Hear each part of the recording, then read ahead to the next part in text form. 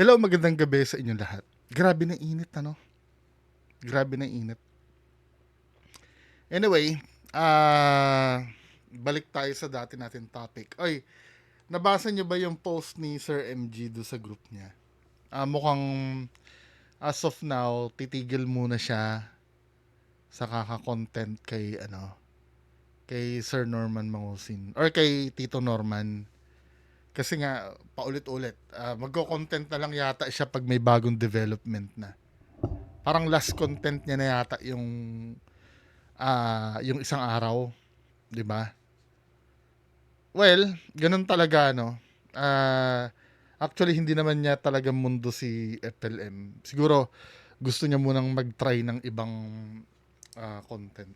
Pero babalik naman 'yun pagka may bagong Tayo, tayo matitira sa paggatas. Sinasabi ko sa inyo eh. Ano na to eh, lumilipas na talaga to. Kasi napapansin ko, ah nag-usap kami ni Puginius.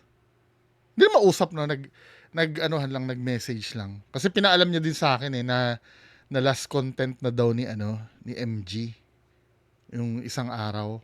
O kahapon, kagabi. Sorry ha, kasi mamaya itong video kasi na to ma-upload ko bukas. Or wala kasing specific timeline yung video. Kaya napapansin nyo minsan, huli na yung mga tinatopic ko, tapos paulit-ulit yung damit ko. Kasi sometimes, nagbubultuhan ako ng record ng video, tapos sabay ina-upload ko lang. So, nagka-message kami ni Fujinius na nasabi ko nga na parang nung araw, 'di ba? Sino yung abangers ng movie ng Marvel? Yung mga Iron Man, Thor, 'di ba? Tapos dumating yung pinaka-peak, yung Endgame. Nung dumating na yung pinaka-Endgame, after nung Endgame kasi sobrang taas na ng bar na naset nun eh. Then later on naggumagawa ng movie ang Marvel, parang hindi na siya tumatabo sa takilya. Kasi nga nandun na yung absolute peak ng Marvel do sa Endgame. Parang ganito, ang pinaka-peak kasi ng pagko-content kay Tito Norman nung time na nakulong siya. Yun ang endgame nito eh.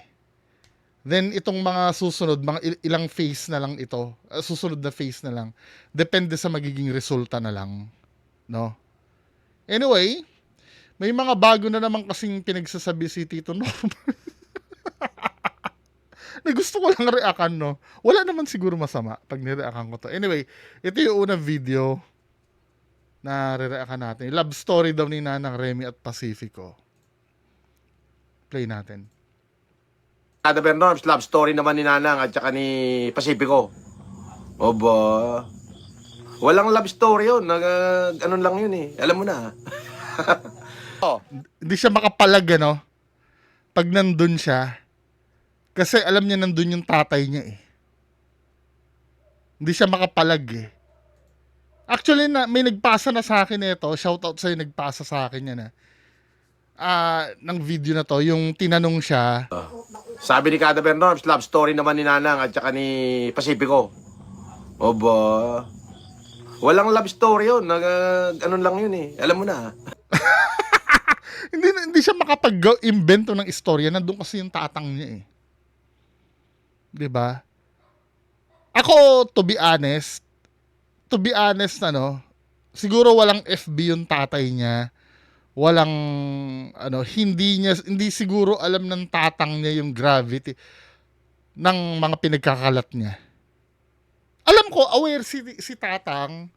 Nakakwentuhan ko minsan si Sir Yulen eh.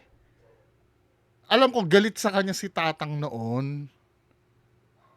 Well, kwento lang sa akin aware si tatang pero napaka-minimal, hindi siya yung hindi niya alam yung gravity nung dinadaldal nito.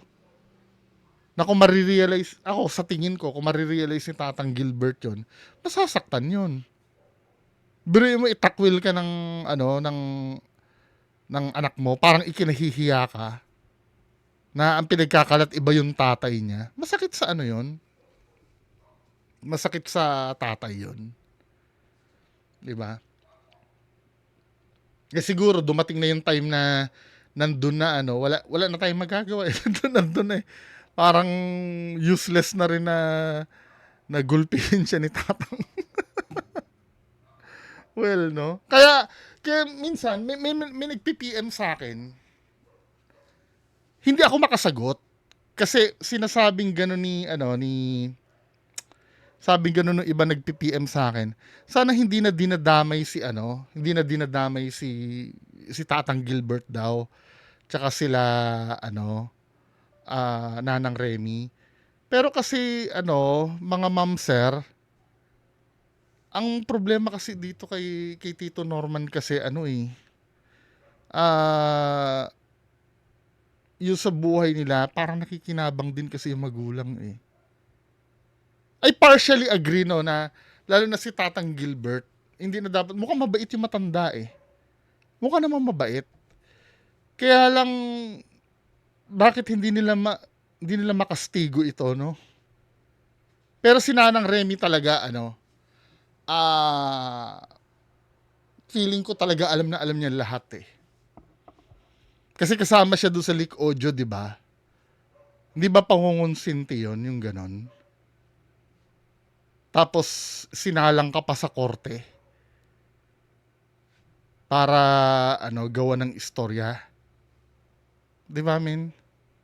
Masyado niyang sinama sa script yung mga magulang niya eh. Nakita mo nanang ko? Ayun o. Oh! Kaway-kaway nanang. Gagi, maka-copyright ako. Next. Ano naman to?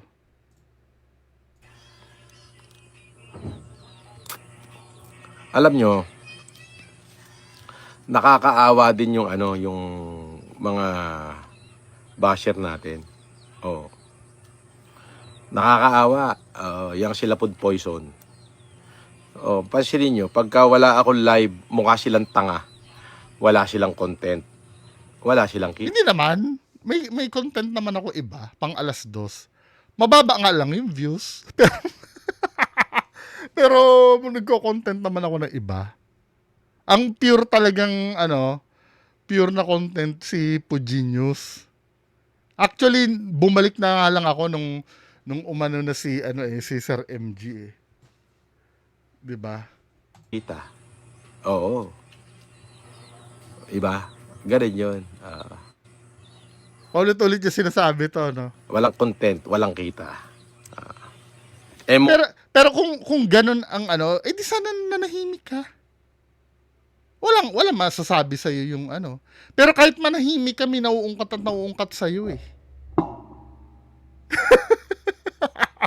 'Di ba? Isang linggo kang nanahimik nun, 'di ba? May mga nauungkat pa rin sa iyo, yung mga galawan mo pa rin, nauungkat pa rin ni Puginius. 'Di ba? Pero the best kung ganyan yung kung ganyan yung pananaw mo, Tito Norman, di wag ka mag-content.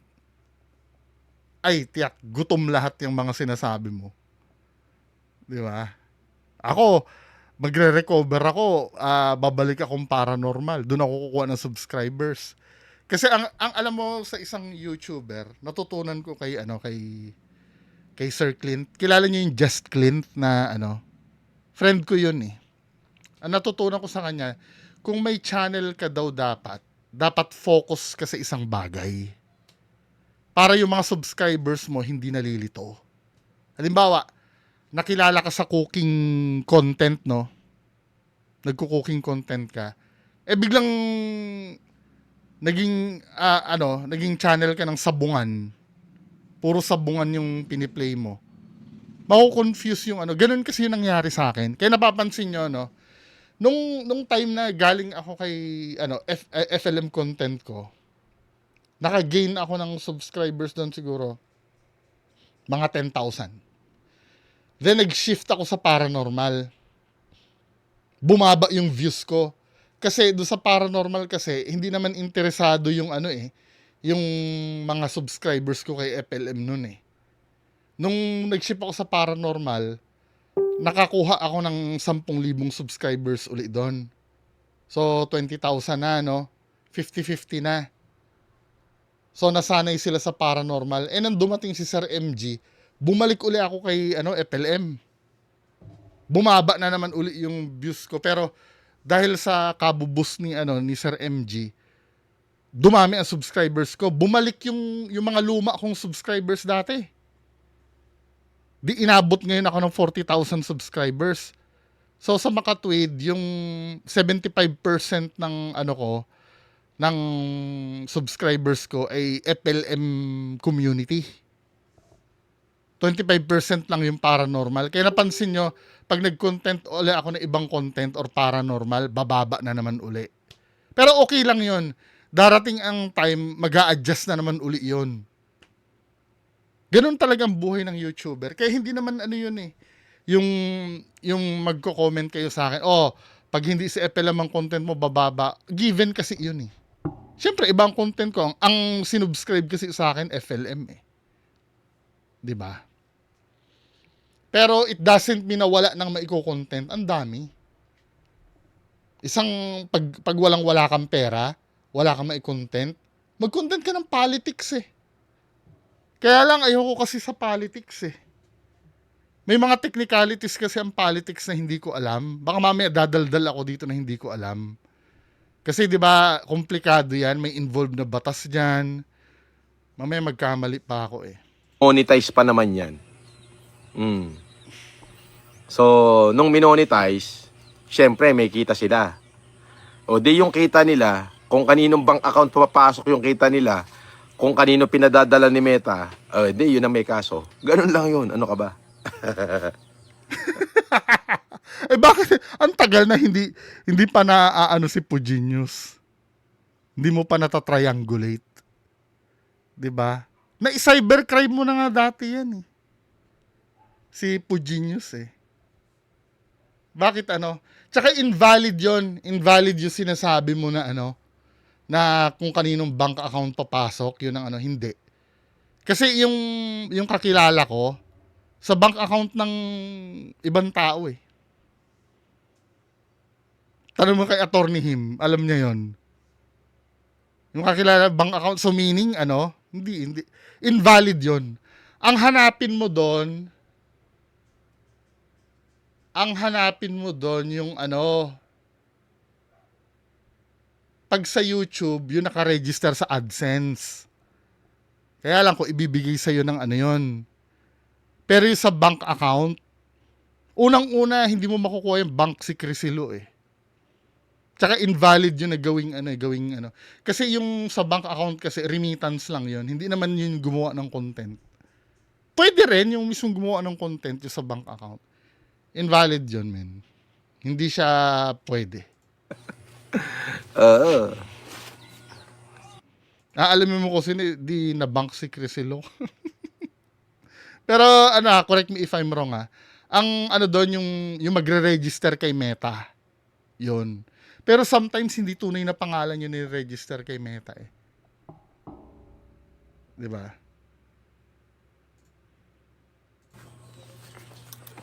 Masarap talaga dito. Oo. Malamig. Sariwa ang hangin. Ang pagkain, di mo na kailangang hanapin. Nandyan lang sa paligid. Dadakmain mo na lang. Oo. Bakit hindi mo ma-flex yung Oo nga pinost ko kanina. Sabi kong gano'n, bakit hindi ka nag-flex? Actually, piniem sa akin yun eh.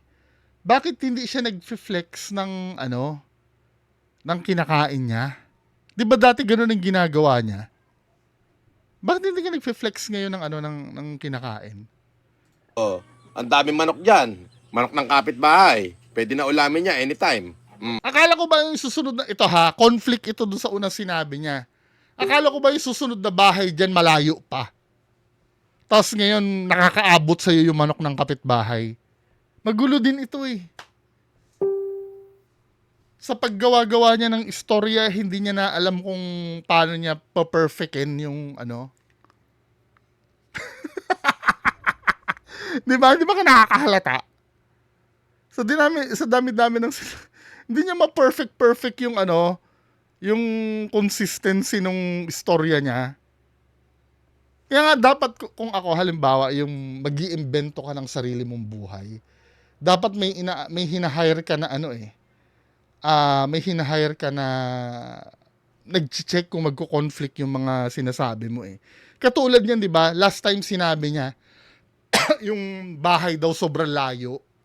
Tapos ngayon yung mga alaga ng kapitbahay niya napupunta sa kanya, yung mga manok. May kapitbahay ka. Ay, kayo naman. Tamo, na kinontra siya. Mm. May kapitbahay. Manok ng kapitbahay. Pwede na ulamin niya anytime. May kapitbahay ka. Ay, kayo naman. Sinisira niyo yung vlog ko. Ito Kita mo, binasag siya. Si Nanang Remy ba yun yung nagsalita? Hindi niya na mailusot yung sarili niya.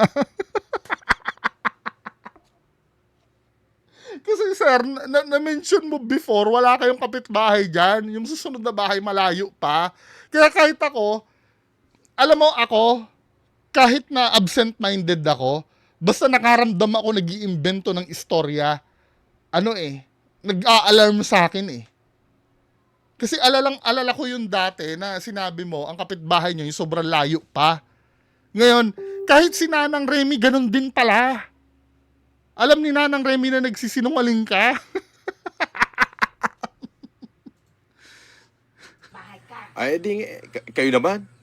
Hindi niya naman ilusot yung sasabihin niya. Sinungaling talaga to. Ito ha, ultimong nanay niya, pinupuntusan siya. Nuknukan na sinungaling talaga. O ano pang aasahan niyo dyan, paniniwalaan niyo dyan? Mga panatiko na ito. Hindi ba kayo nahihiya dyan? Sinungaling? Diyos ko. Pinahiya siya ng sarili niyang nanay. Yan. Manok ng kapitbahay. Pwede na ulamin niya anytime. May kapitbahay ka. Ay, kayo naman. Sinisira niyo yung vlog ko. Ito si Nanang Remy. Wala daw kami kapitbahay.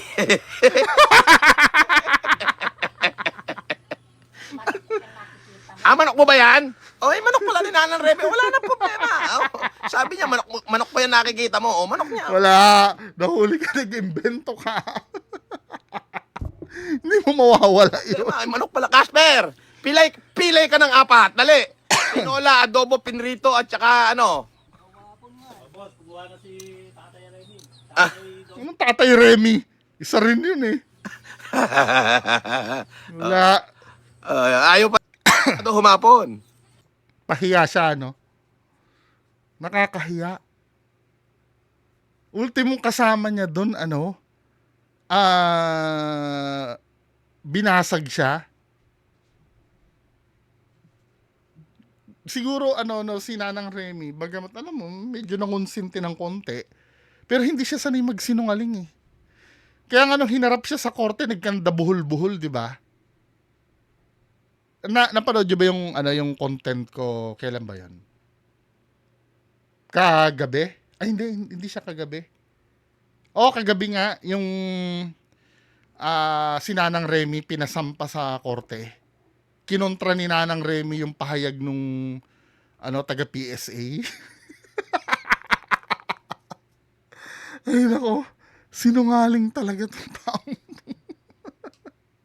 Ano masasabi dyan mga kababayan ko? Paki-comment lang po sa baba. Magandang gabi sa inyong lahat.